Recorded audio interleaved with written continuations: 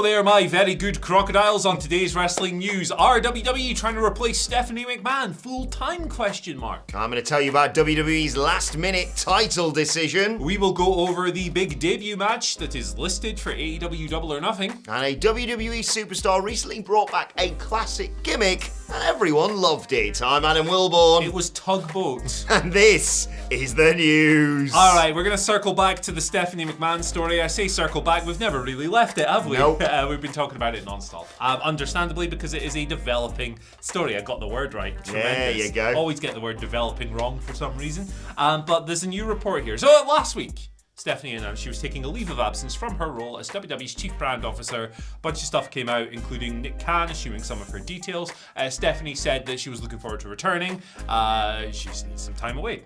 Now, we've got this new report here from PW Insider's Mike Johnson, noting some internal chatter on the situation. Nick Khan, who's of course WWE's, what is he, President and Chief Revenue Thanos, Officer. I think is the technical term. Yeah, extremely powerful is the deal with Nick Khan. He had assumed some of Stephanie's duties when it comes to liaising with WWE's partners.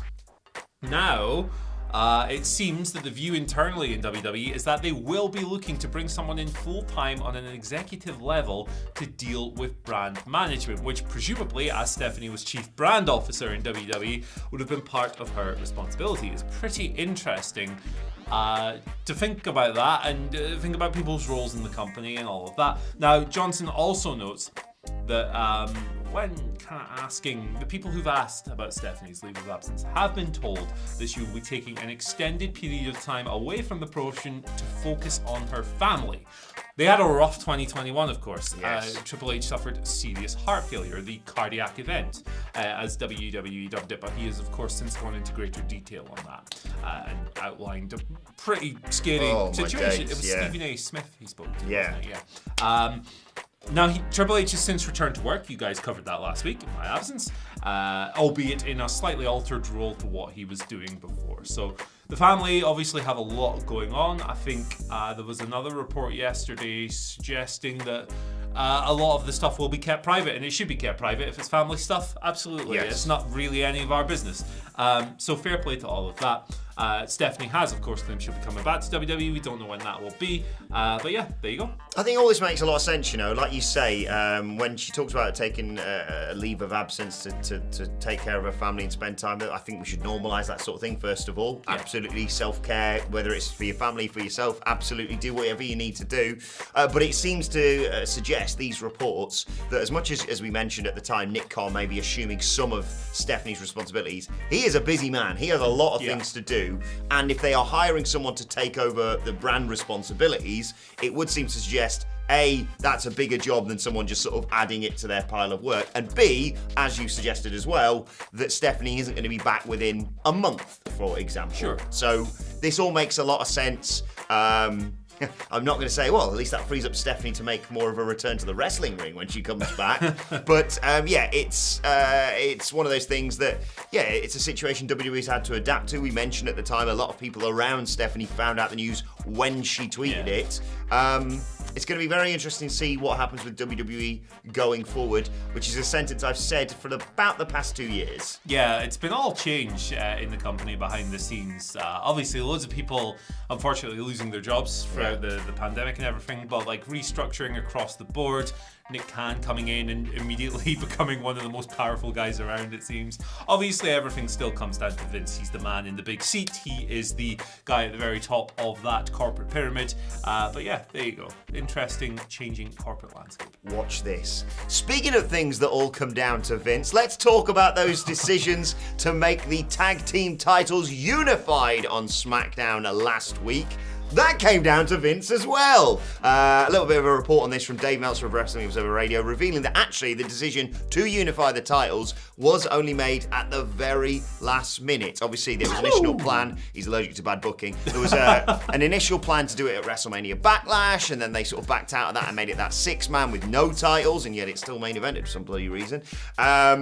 And then, of course, on SmackDown last week, you have the Usos defeating RK Bro with a little bit of help from the Tribal Chief to become the unified champions. They were there on Raw last night, and Riddle cut this great fired-up promo to start the show and said Randy Orton's been suffering with back issues and whatever, but he fought with the tagged with the Street Profits against them, and Sami Zayn, the other member of the Bloodline, of course, was victorious there. But yes, the decision to actually unify the titles, and presumably, I'm maybe reading a little bit too much into this, because me and Sid sat there and went, yeah, they're going to do a screwy finish. We ain't getting a finish to this. No one's going to leave as unified champions. But the whole decision to unify the titles was made at the last minute by Andy Murray. Surprise, surprise, one Vincent Kennedy McMahon, and it's all been done to facilitate the post-match angle where they destroyed both Riddle and Orton. They are now apparently going to be set up as future challengers to Roman Reigns. Yeah, there you go. The reporting kind of heading into this match a few weeks prior was that they're not actually going to unify them, so it would make sense then that they changed their mind, or they came up with this plan to suddenly do it at the last minute, as they're prone to doing. It's how WWE usually operates. It's no great surprise or anything like that. Just kind of interesting that they'd have titles kind of hanging in the balance, decision-making wise. But hey, look, it's not been a good couple of weeks for them, like necessarily respecting tag team championships, has it? So there you go. Can I just say I've got a really easy way of booking this? Like, I've just come up with it as we were talking there. It's a bad idea because it's going to be better than what Absolutely. They'll do. So you do the rematch at Hell in a Cell because they've got a legitimate gripe for why they didn't retain or win the unified champions, RK Bro. Sure. But the Usos say, all right, you do that. But if you want that match, you have to say that if you lose that match, you will never get a tag team title shot as long as we are champions. That draws a line under everything. They still lose, whether through shenanigans or not. And then they say, all right, well, guess we can't go after you, but we'll go after the dickhead that's got your championship. We'll go after your dad. And there you've got Riddle, and probably, I'm guessing, maybe even the SummerSlam main event, according to certain reports, Orton versus Roman Reigns, which is, surprisingly, I can't believe I'm saying this in the Year of Our Lord 2022, a match I would really look forward to. There you go.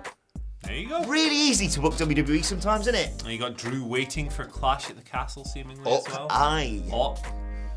Next story. Right, so Double or Nothing, right? They've already announced like 10 matches AEW have for this show. Why did I say I'd do the stream for this? Well, you say that, but like Revolution ended up having like 12 matches or something, and it was really good. I saw an interesting point on Twitter as well yesterday that said the main card of most AEW pay-per-views, despite the fact we always moan about it, mainly because we're British. You always moan about it. It's always sub 4 hours, the main card, not including the kickoff show. But yeah, they just... What was there was 3 matches on the buy-in last time, wasn't there? There was the Hook thing. What was the other one? Statlander, and was it Layla Hirsch she faced? And then the awesome House of Black Eric Redbeard thing, which was absolutely great. I loved that. But yes, there's another match that's currently listed internally but not yet announced, and that is Paige Van Zandt's debut match. First wrestling match ever for her, former UFC fighter, current bare knuckle fighting championships. You've seen her hanging out with those rascals in American Top Team, Dan Lambert, the Men of the Year, all of them. Human beings on television at the moment. That's what they are. That sounds like an insult. It's not. I just lost my words for some reason. But yeah, so a mixed tag is what is seemingly in the works here. It's Dave Meltzer reporting on Wrestling Observer Radio. Paige Van Zandt on one of Scorpio Sky or Ethan Page versus Sammy Guevara and Ty Conti. It's not announced yet, but it is listed internally. It could change. Wrestling changes all the time, as we've just discussed. But that was listed internally at the time of reporting. Why have you got your hands up? I've got a question, sorry. Who the hell am I meant to cheer for in this match? I mean, this feud sucks. It's awful, isn't it? It's absolutely atrocious. Let's just call it as we see it. It's one of the... For me, one of the worst storylines AEW has ever done, because everyone is completely unlikable, which is fine, because like on the American Top Team side, I mean that's kind of their whole character, right? The flashy heel tag team, and then Paige Van Zandt coming in, and she's already demonstrating like really smarmy manners. Love that. Dan Lambert is like, by default, should be the most hateable man in the company because he's everything the company, the opposite of everything the company claims to represent. But then on the other side, you've got Sammy and Ty, and they're screwing with the belt on, and they're smashing it with hammers, and they're... I remember when we just remembered them as mint wrestlers. Yeah, it's not a good storyline for me personally. If you're into it, for me. Yeah, if you're into it, fair play. We can like different things. I will say, This to me is a bit more interesting than a straight up TNT title match. Yes, I'll give you that. Because it has the intrigue of Paige's debut. What's she going to look like? How's she going to work? What's it going to be? It has that curiosity factor. Absolutely. Can't wait to see Paige Van Zandt in a wrestling ring. I've seen a few bits on, I saw her on Squared Circle. Training with a God, Gangrel. Yeah, it's on like TikTok or something like that she did some stuff. And I want to remember what Take On is really good at. Instead of just being slagged off by everyone under the sun, let's remind ourselves, she's a great wrestler. Yeah. So that'll be enjoyable. It's just I don't know who to. Thankfully, someone in the Twitter questions has fixed the TNT Championship, so we'll get that in due course. We gotta fix it, man. We gotta fix it because, like, a lot of people have sat and gone, "Oh, since Cody left." No, it's like, no. Before that, it was sucked as well. It was going off the rails. It's been all over the place for a long, long time. I think for me, the last reign that really brought purpose to it was Miro. Bring him back, have him kill everyone. There's your reset. Sort this title. This title used to rule so much. I really hope that coming out of this pay-per-view, once we've gotten away from this, who's good, who's bad, none of it's particularly compelling. We get just a solid ass reign with good matches and fun stuff. Not just everyone's detestable, which is kind of what this has been. Sort it out! Indeed. Sort it out, or I will be mildly peeved on a YouTube video. Right, we've talked for a long while here. We'll rattle through this final story and then we'll get to the Twitter questions. We've got to talk about the big match. Chesterfield tonight against Halifax Town. Come on, you Spyrites! It's the last chance I'm going to do it. We're probably going to get locked out of the playoffs tonight. But final story, it's Robert Roode. He brought back his glorious theme and entrance and all that, basically, at a recent Saturday night main event show. He brought it back in Canton, Ohio. He wrestled via McMahon. He lost, but apparently his return to being glorious was very well received by the live crowd. Dolph is taking a bit of a leave of absence to do some stand-up stuff, I do believe, although he did tweet something in support of Naomi. Good for you, Dolph, recently. And presumably Roode is experimenting with returning to that gimmick, which, to be fair, certainly in NXT was incredibly over. Yeah, it was. I'm interested in this. Was he just doing it as a one-night thing? Is he going to bring it back? Who knows? Interesting thing about this for me is that WWE doesn't really use the CFO's entrance music anymore. Because of stuff. So they phased all of those out, and yet they composed Glorious, and it's probably one of their most maybe their most popular song. Because it got over so huge in NXT, the entrance and the character and all of that stuff. It went viral really quickly. So we'll see if they end up bringing it back. I am dubious, but at least Big Bob got to have some fun. Just bring back this, when he had the mustache for like 1 week, and I was like, who the hell's this guy? Where did Rick Rude come from? Yeah, tremendous. Right, let's move on to your Twitter questions. At WhatCulture WWE, of course, you want to get in touch with us. First question today comes from Santasaurus Jr., who says, what's the impactful start to a match that you have enjoyed? Mine is watching Anna Jay clock the bunny with the Knucks within 5 seconds of their street fight. Yeah, that was really awesome. That was great. Yeah, just okay, we're doing this, are we? Yeah, I love it when a match just kicks off at 100 miles an hour. My favourite wrestling match of all time is Katsuyori Shibata versus Tomohiro Ishii from the 2013 G1 Climax. And that literally starts with them both sprinting into the middle of the ring and just jumping into each other.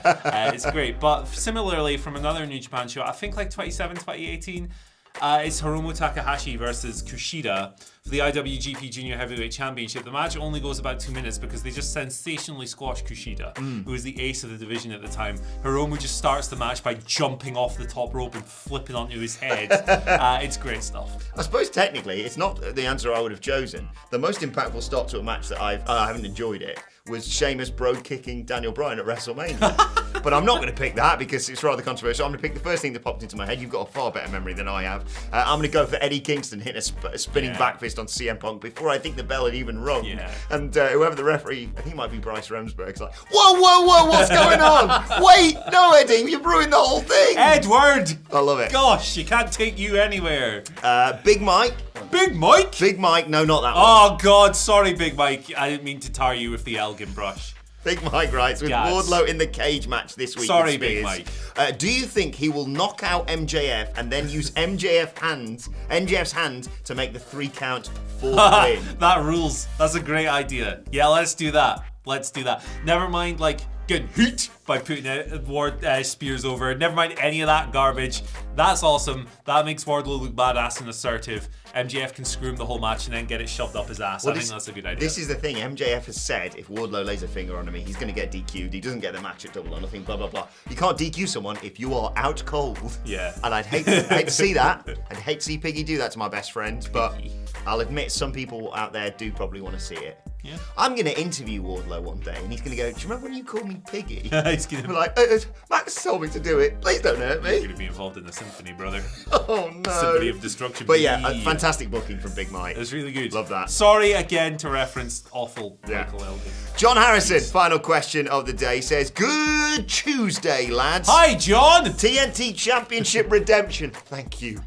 From John Harrison. Put it on Hook and give him the Jade Cargill poosh. What do you reckon? Have a great day, boys. Yeah, I mean, it turns out that when you just have someone look really strong and win all their matches and look dominant and cool and awesome and be badass, they get over. It's really strange. Yeah. This will never catch on. It's really strange. I think that Jade Cargill might be the best champion in AEW at the moment for that reason. And it's not because she's having the best matches or whatever. It's because the push has been that strong.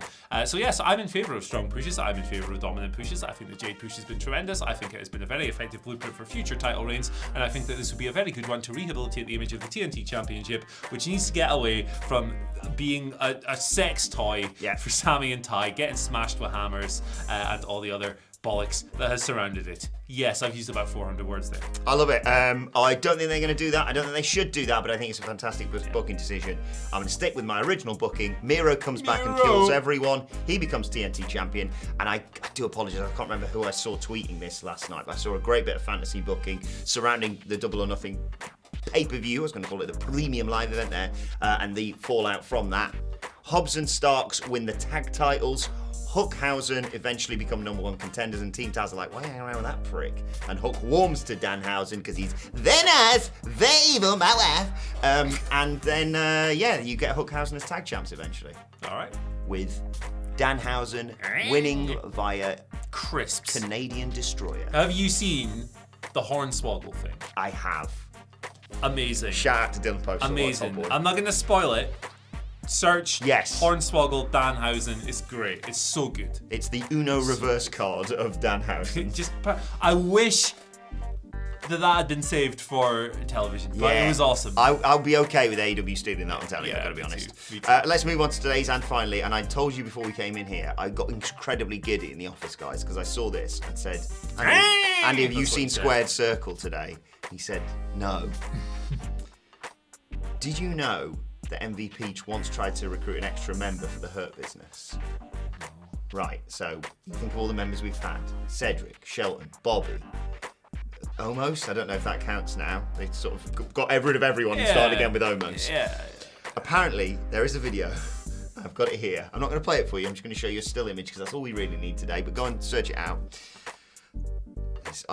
This posted by Marcus Faze. Throwback to when MVP tried to recruit an alligator/crocodile to the Hurt Business on Instagram. Should have saved this for Friday, but this is awesome. The flat making an appearance on a Tuesday. The amount they've gone, the Hurt Business isn't a thing, it's not a thing, it is a thing, it's not a thing. If they brought it back with a crocodile, I'm kind of into it. I think that's an alligator. I think the difference. Yeah, can you tell the difference? We should have a quiz on the news on Friday. I think a crocodile has like a more pointed snout. I love this. And an alligator has a bit of appropriately, a flatter nose. But either way, this rules. I'm just gonna watch it live on air, just because. Why not? Okay, it's like minutes long. Maybe I'm not going to watch it live on air, but I'm going to check that out afterwards. Yes. Yeah. We're also not live, and we're not on the air. We're recording a video for YouTube. It's already 25 minutes long. I'm sitting here. I'm staring at this bloody giraffe hat. I want to go home. Let's bring it home. Let us know your thoughts on everything we've discussed in the comments section below. Don't forget to like, share, and subscribe. And subscribe to WhatCulture Wrestling wherever you get your podcasts from for daily wrestling podcasts. Like it's like a cool giraffe now. Myself and the Dally Boy sitting down to review Monday Night Raw and look ahead to NXT a little bit later on today. Plus, you can let us know your thoughts and Twitter questions on Twitter at WhatCulture WWE. Watch there. Follow both of us. Follow Andy Murray at. Follow me at Andy H. Murray. The H stands for Hey. I hope Chesterfield have better evening than Liverpool did at the weekend. Oh, you can follow me at Adam Wilborn. Follow us all at WhatCulture WWE. But for now, my thanks to Andy Murray. Thank you for joining us, and we'll see you soon. I don't like Man City either, by the way. I just like winding people up.